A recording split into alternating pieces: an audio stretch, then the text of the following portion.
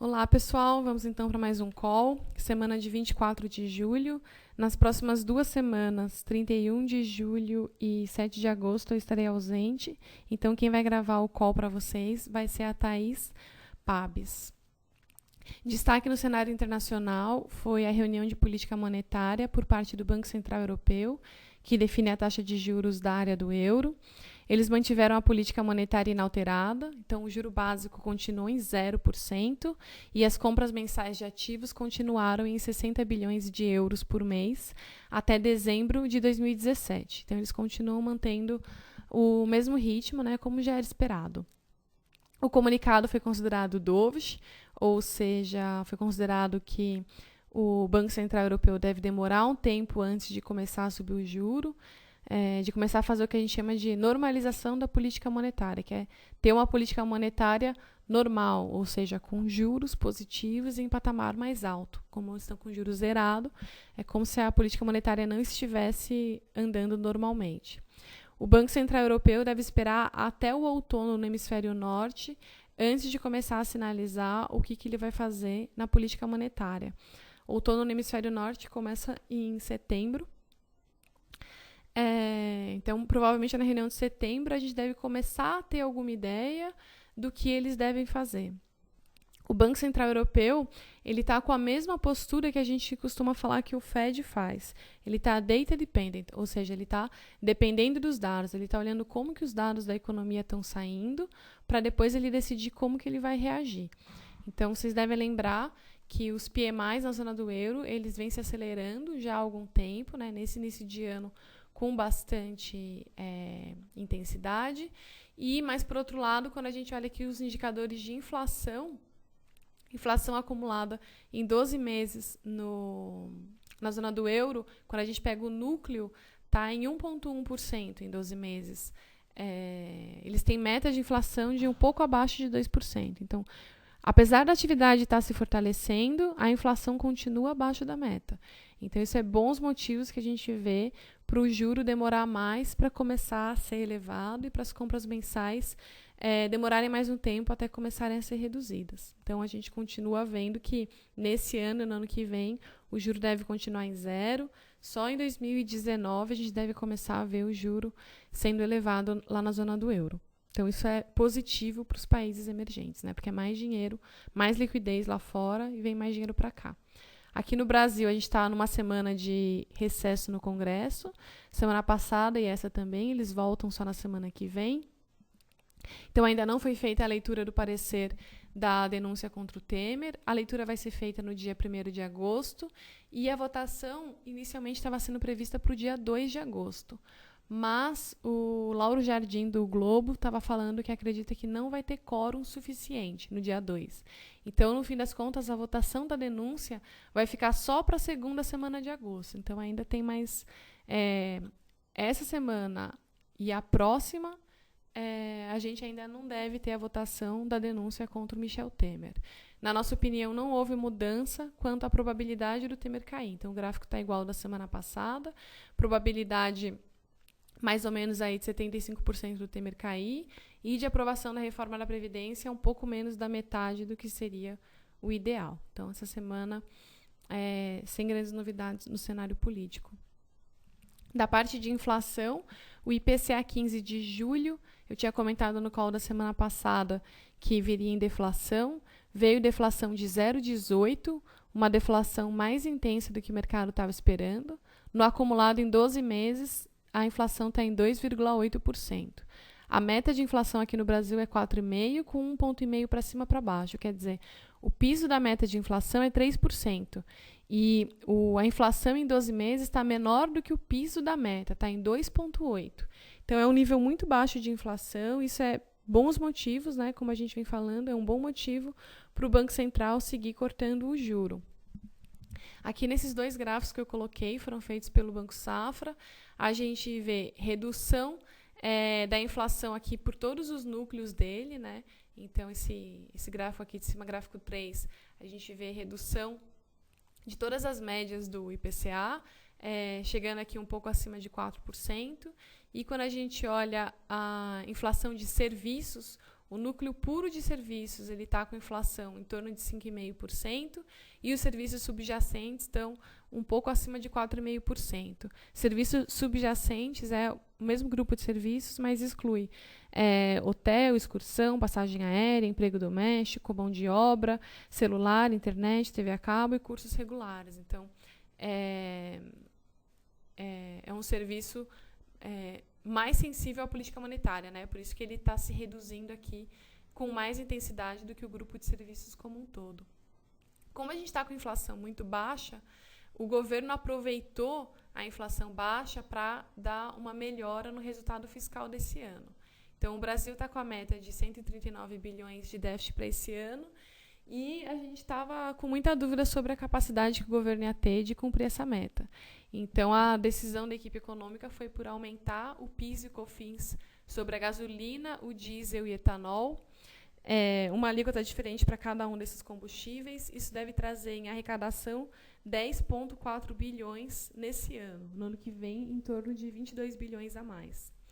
Além dessa medida de aumento da arrecadação de PIS e COFINS, o governo também contingenciou 5,9 bilhões dos gastos. Então, o governo vai deixar de gastar quase 6 bilhões e vai aumentar a arrecadação em 10,4 bilhões.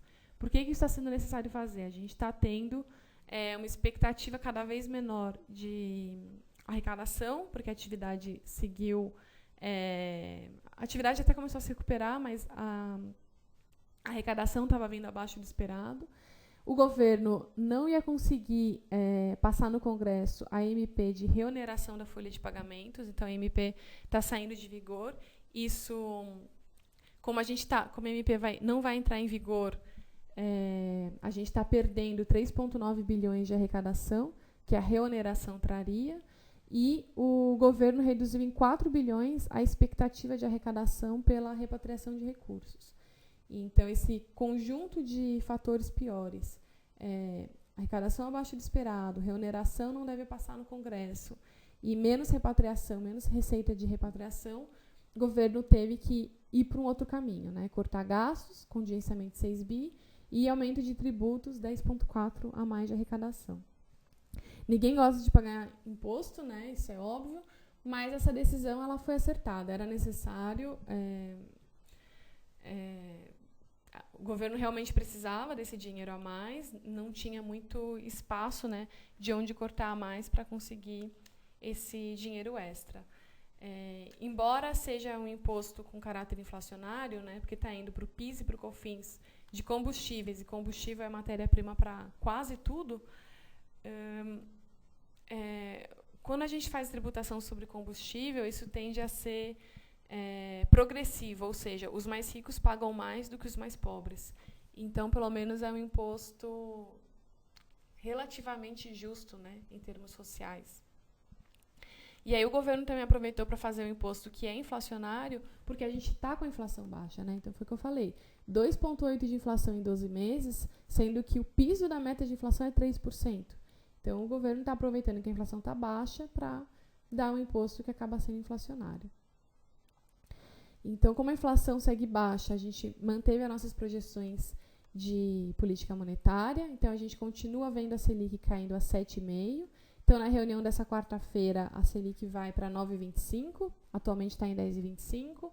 Na reunião de setembro, cai para 8,25%. E na reunião de outubro, vai para 7,5%. E aí, como eu expliquei, final do ano que vem, início de 2019, a gente deve ter aumento de Selic, porque a gente não deve ter aprovação suficiente da reforma da Previdência. Então, a gente vai estar com as contas fiscais muito pressionadas, o governo vai precisar recuperar aqui nos juros. A nossa opinião está um pouco diferente do Itaú, então, vou mostrar aqui para vocês. Essas barrinhas laranjas são a projeção do Itaú. Lembrando que o Ilan Goldfein veio do Itaú, né, o presidente do Banco Central, então é bom acompanhar as projeções deles. E, então...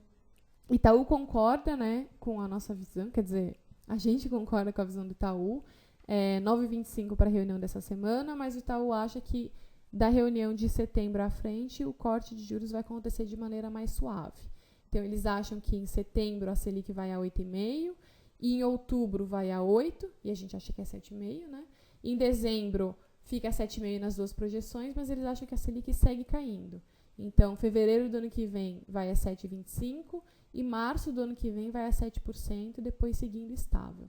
Então, como eles estão vendo a inflação muito baixa também, eles acham que o ciclo de queda dos juros vai ser mais intenso. Ele vai ser mais demorado, vai ser mais gradual, mas ele vai terminar num nível de juros menor do que a gente. A gente já acha que o Banco Central vai ser mais rápido agora, parando o juro num nível um pouquinho mais elevado. Semana passada teve também resultado do balanço de pagamentos das transações do Brasil com o resto do mundo. No mês de junho entrou 1,3 bilhão na conta corrente e entrou 3,9 bilhões de investimento direto, que é compra de empresas com participação de mais de 10% no capital da empresa. As transações correntes, elas são o saldo da balança comercial, 57 bilhões, é o acumulado em 12 meses, da balança de serviços e de rendas, que é algo que a gente sempre acaba sendo um importador líquido, né, que é passagem aérea, frete, seguro. Então, a gente está com déficit, né, nessa balança. Renda primária, envio de pagamento de lucros e de juros. A gente envia aqui no Brasil para fora, né, 43 bilhões. E renda secundária, doação que a gente recebe do exterior. Essa barrinha azul aqui, bem pequena, quase não dá para ver. A gente recebe, né, fluxo líquido de doação do exterior. Isso às vezes brasileiro foi morar nos Estados Unidos e manda dinheiro para a família. O FMI faz uma doação para o Brasil, um fundo da Noruega doa para o Brasil para proteger a Amazônia. Então, entra um pouquinho de dinheiro aqui desse lado. Então, a gente tem entrada de capital no Brasil pela balança comercial e por doação, e a gente tem saída pelo pagamento de serviços e envio de lucros e envio de juros. Então, nosso resultado, né, da conta corrente, que também chama transações correntes, em 12 meses, 14 bilhões de dólares de saída. Vendo aqui essa linha vermelha, né, que está pegando todo esse total, a gente vê que a gente está num dos melhores resultados da série. Né? A gente está com um resultado bem pouco deficitário. Isso é um excelente sinal para a economia, né? Mostra que a economia está saudável. Relatório Focus dessa semana teve pouca mudança. O IPCA foi revisto para cima de 3,29 para 3,33 nesse ano. Ainda não pegou toda a mudança do aumento de tributos sobre combustíveis, então deve subir mais um pouco ainda até o final desse ano. Para o ano que vem não teve mudança, continua em 4,20. Câmbio desse ano não mudou, seguiu em 3,30. Do ano que vem caiu um pouquinho, de 3,45 para 3,43. Selic estável ainda, 8% para esse ano e 8% para o ano que vem. E PIB também sem mudança, 0,34 para esse ano e 2% para o ano que vem. Nossa Selic 7,5% para o final desse ano e 8,5% para o final do ano que vem, como eu mostrei ali no gráfico. E nosso PIB é 0,30 para esse ano e 2,70 para o ano que vem. Então, PIB para esse ano não está muito diferente, mas para o ano que vem a gente está mais otimista que o resto do mercado. Destaque da agenda dessa semana. Amanhã, terça, tem confiança do consumidor aqui no Brasil. Deve mostrar queda da confiança por causa do cenário político mais conturbado. Isso é positivo para os juros caírem mais. Na quarta-feira, temos as duas decisões de política monetária, o dia mais importante da semana. O Fed deve manter a taxa de juros dele no intervalo entre 1 e 1,25 e o Copom aqui deve cortar a Selic de 10,25 para 9,25. Fed mantendo o juro ajuda o dólar a cair e os juros aqui a se manterem no nível mais baixo. Eles devem continuar mostrando que eles vão ser muito cuidadosos no aumento de juros lá. Como eu falei, a gente já espera que não tenha mais nenhum aumento nesse ano. Então, essa sinalização deve começar a aparecer e, por isso, tende a ser positivo para os mercados, né? Menos juros e dólar mais fraco. E aqui no Brasil, corte da Selic, Copom deve mostrar cautela no ciclo de corte de juros, porque a reforma da Previdência não passou, não se sabe quando vai passar, mas o que está se percebendo, né, é que a tendência é de juros menores. Depois, sexta-feira, a gente tem aqui o IGPM, que mostra os preços de mercado. Ele é um bom indicador antecedente para o que vai ter depois para o IPCA. Então, ele está mostrando deflação de 0,63 em julho. Essa é a projeção de mercado. Ajuda o juro a cair mais. E nos Estados Unidos vai sair o PIB do segundo trimestre, a primeira prévia. O mercado está projetando 2,6% de crescimento. O resultado disso sobre o mercado é incerto, porque vai mostrar a aceleração do crescimento, né? Mas o mercado ainda vai estar aqui com o Fed da quarta-feira na cabeça. Então, ainda é difícil ver como é que vai ser o impacto. No geral, a gente acredita em menos juros para frente, né? Todos os gráficos aí estão mostrando isso. Então é isso, pessoal. Obrigada, um abraço, uma excelente semana a todos.